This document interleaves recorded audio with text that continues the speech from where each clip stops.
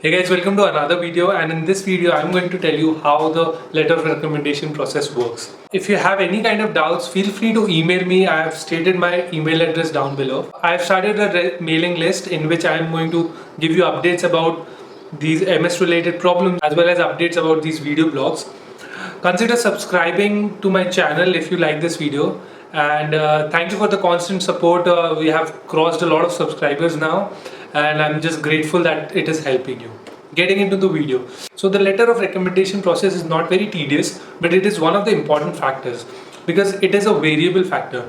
You have to ask your professor to send in the letter of recommendation, and you have to send in drafts too.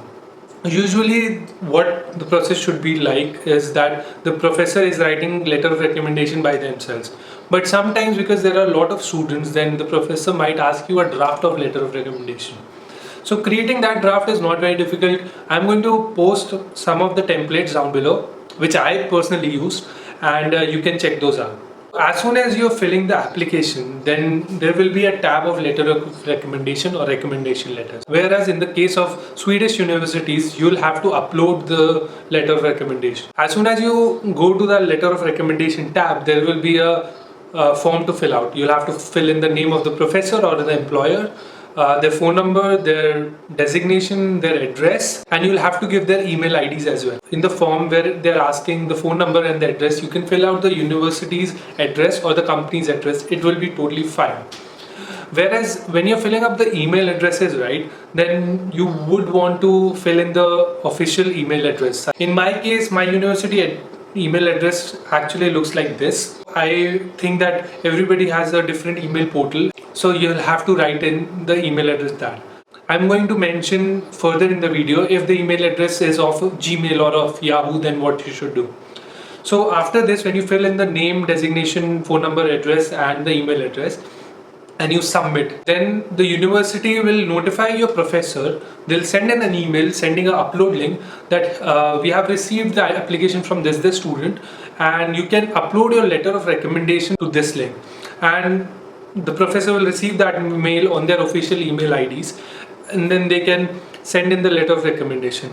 Also, you will be notified as soon as they send in the letter of recommendation. In most of the cases, the university notifies the student, but I would recommend that you keep checking the portal and check that all of your professors have sent in the letter of recommendation, because guys, it is very important.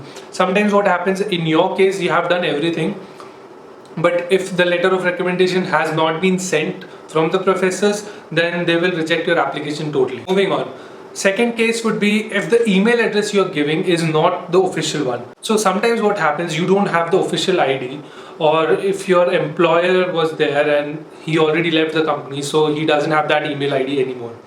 In that case, you can fill in the Gmail or Yahoo, and you can ask the professor or the employer to fill in the letter of recommendation or to write that letter of recommendation on the official letterhead. So I did the same thing. One of my professors, she was a visiting faculty in my university. I gave the Gmail address of her, and she uploaded the letter of recommendation on the official letterhead, and usually it is not a problem.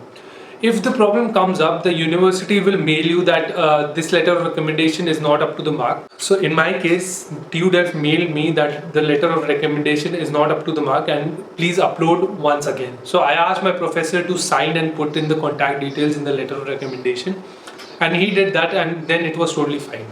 So be careful about that. Third case would be if you're working and you want two of the letter of recommendation from employers. One would be the previous one and one would be the new one. I would recommend that you still get their official email IDs and ask your employer or ask your supervisor to state that, hey, I've worked in this company from this to this, and I've seen this guy working with me in the past. That's how the process works. It's not very difficult, but I wanted to make this video so that if anybody asks me this question, how does the letter of recommendation process works, then I can just send in the video, and it'll be easier for them to understand the whole process, as well as it'll be easier for me to explain it to them.